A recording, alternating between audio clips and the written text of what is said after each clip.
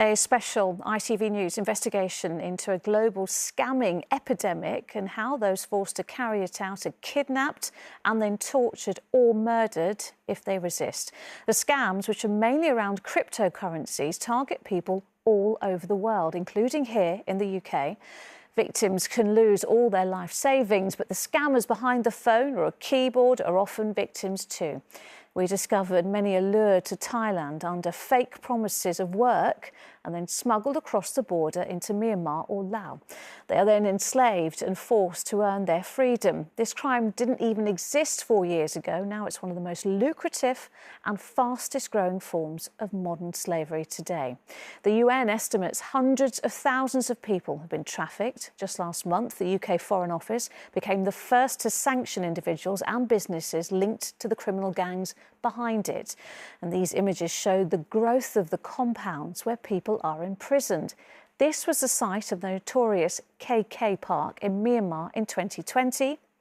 And these satellite images show how rapidly the site has grown. Well, Lucy Watson travelled to Thailand to hear from victims and see how authorities are trying to stop it. In Southeast Asia's poorest nations, where borders are porous and corruption is rife, a crime has taken root that is deceiving people in every corner of the globe. The people that you're with, they're the people that have your life in their hands. We spoke to Sarah at home in Africa. I was in Bangkok, where she was kidnapped last year. They drive around to confuse us. She'd got a job with a tech firm in Thailand, advertised on Facebook. Instead, she was trafficked to the border with Myanmar, her passport taken. When we got to the side of the river, and they got like a boat. And when you look across the river, you see the armed men with guns. And they say to us, okay, get inside the boat and lay low. So I'm thinking, okay, if I raise my head, I'm going to get shot.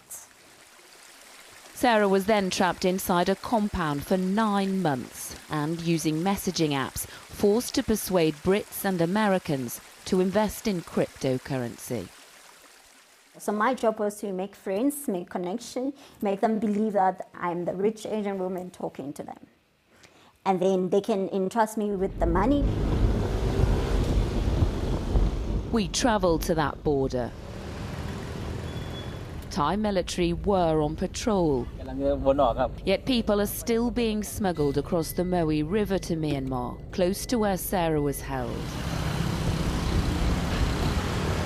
So it's quite unusual to get this close. Jake Sims works for the International Justice Mission, the organisation that rescued Sarah. What will likely be the setup inside? Yeah, these look like the dorm building, probably where people are sleeping, and 8-10 to a room.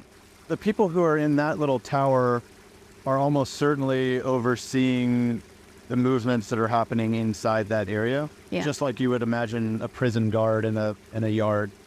It's hard to comprehend when you're here that just 150 metres away from where I'm standing, people are being forced to scam millions of pounds out of others from across the world, yet nobody can do anything to stop it.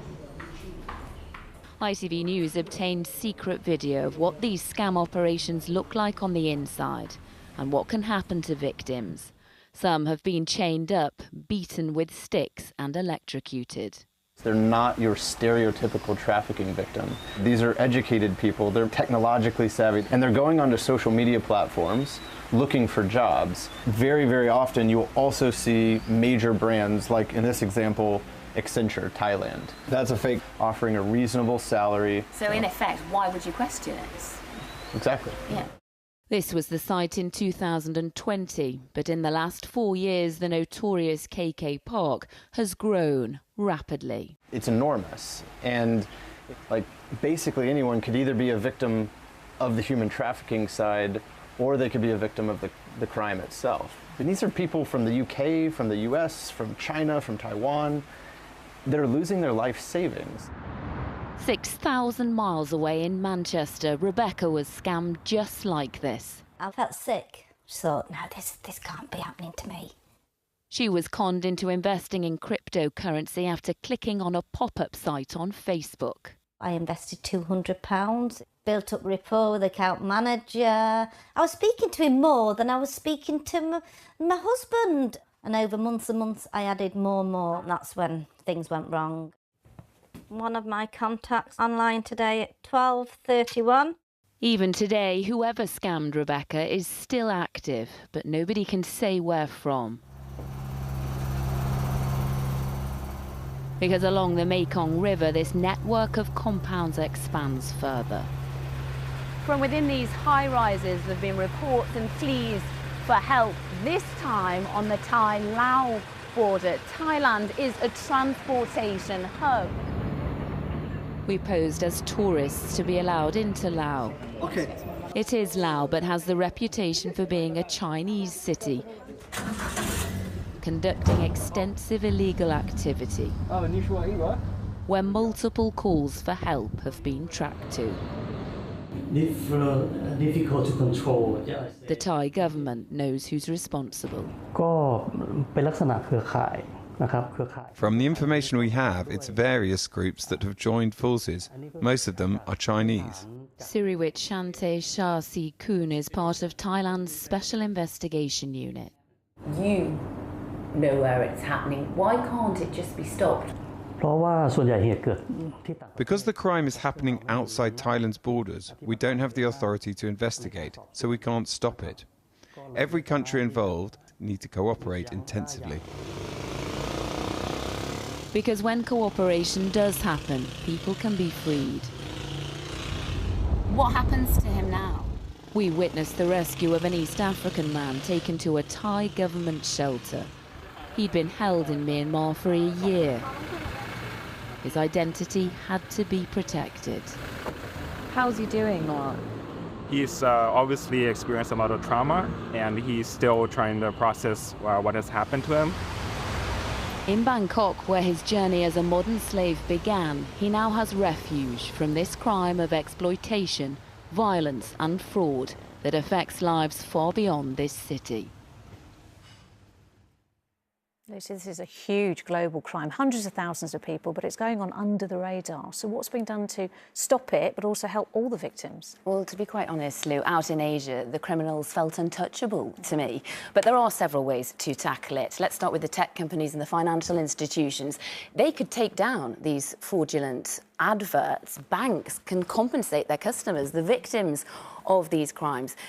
Rebecca, in my report, she lost a life-changing amount of money. That's how she described it to me. She couldn't bring herself to actually say how much, yet she has received little or nothing in compensation from her bank. Governments across the world need to cooperate. It's a global problem, it needs a global solution to make these criminals accountable. Now, the UK is, in fact, leading on this. Only last month, they sanctioned 9 individuals and 5 companies for their involvement in just this kind of trafficking.